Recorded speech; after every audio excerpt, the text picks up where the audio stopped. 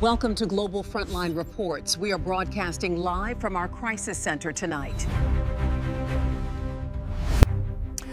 Tensions in the capital have reached a breaking point following a week of sudden upheavals. The U.S. president has officially dismissed the Secretary of Homeland Security this morning. This marks the first major cabinet elimination in what analysts call a strategic purge. The decision follows two disastrous congressional hearings that shook administrative confidence. Sources confirm she will be reassigned to a new role within the Western Hemisphere Initiative. She is expected to lead the Shield of the Americas, a newly formed regional security pact. Defense analysts are questioning the scope and authority of this unexpected new position. Reports indicate the president was furious over a controversial $200 million ad campaign. The promotional materials featured the former secretary in various staged security scenarios.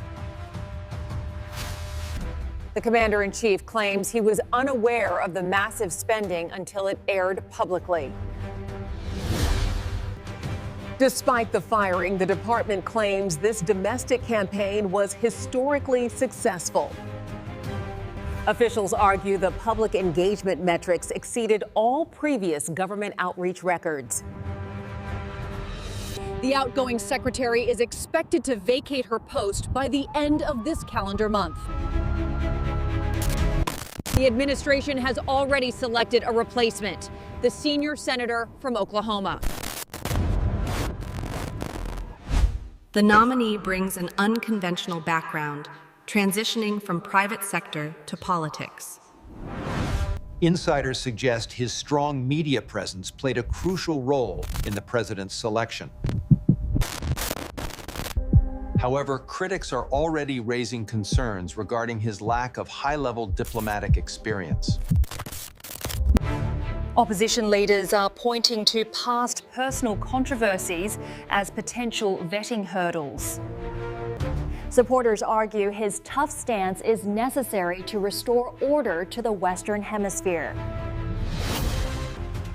The administration is aggressively reviving the Monroe Doctrine to assert dominance. This policy shifts focus to strictly protecting the Western Hemisphere from influence. Military analysts are comparing this strategy to the 1998-99 intervention. The U.S. president declared that betraying our own citizens is no longer acceptable.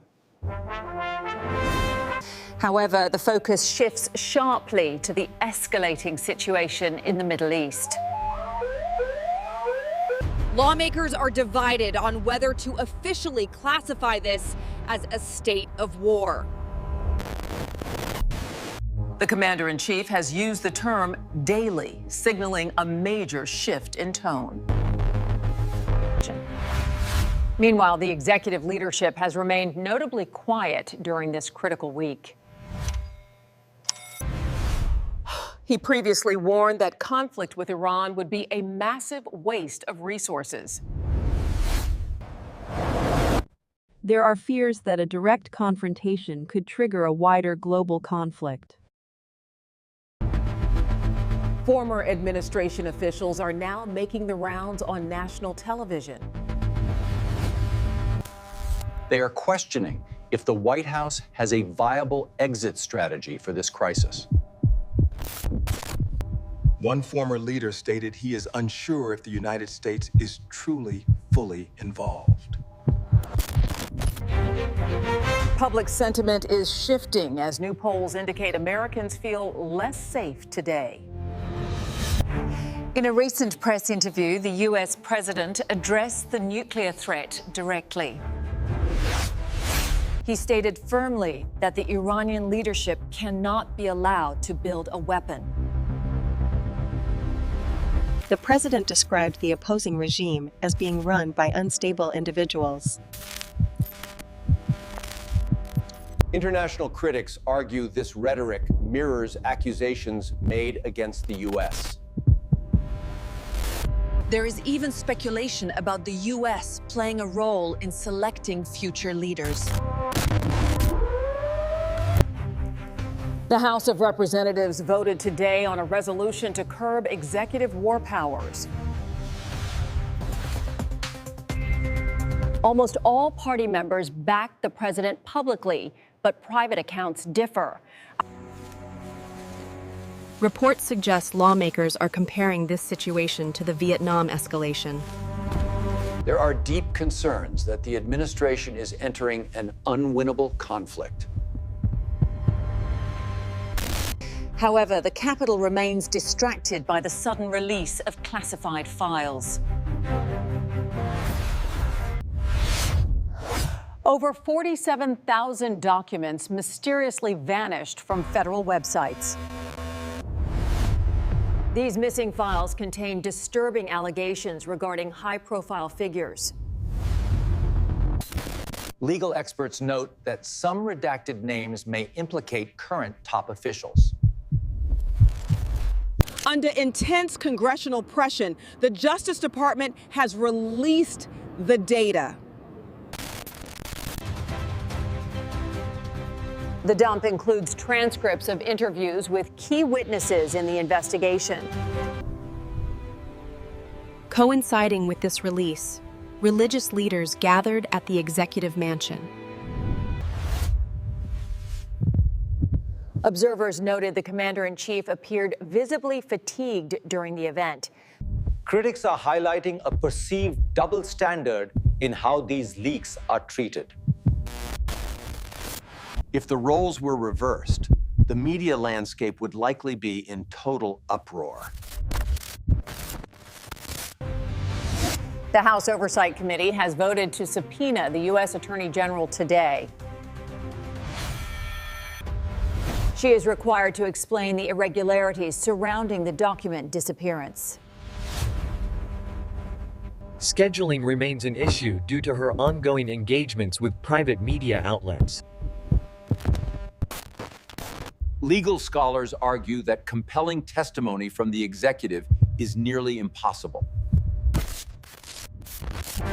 Amidst the legal chaos, the Health Secretary has opened a new front in domestic policy. He launched a public attack against major beverage corporations during a Texas rally. The secretary questioned the safety data behind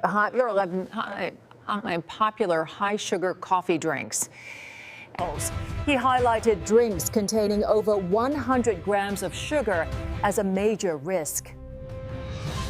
The administration is framing this as a critical battle for the health of the youth. This marks a sudden shift in priorities for the current executive branch leadership. Industry leaders are now under pressure to prove the safety of their caloric products. Analysts note a stark contrast to previous attempts at regulating dietary standards. However, the message is resonating with a base skeptical of corporate food systems. The governor of Massachusetts has fiercely responded to this federal encroachment, viewing the attack on local coffee chains as a direct economic threat to her state. She issued a defiant public statement challenging the federal government to intervene. The phrase, "come and take it," was used, signaling a potential legal battle over rights. This domestic dispute adds another layer of complexity to a chaotic week in politics. From the firing of cabinet members to escalating war rhetoric in the Middle East. The release of classified documents has further destabilized public trust in justice. Communications from the Capitol have been fraught with errors and emotional outbursts. Senior officials have been caught on camera expressing deep personal distress today. Even the president has been filmed in moments of apparent exhaustion and confusion. As the administration navigates these crises, the global community watches closely.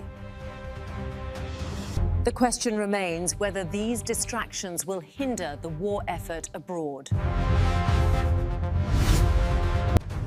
We will continue to monitor the situation from our headquarters here in Los Angeles. Stay tuned to Global Frontline Reports for real-time updates on this developing story.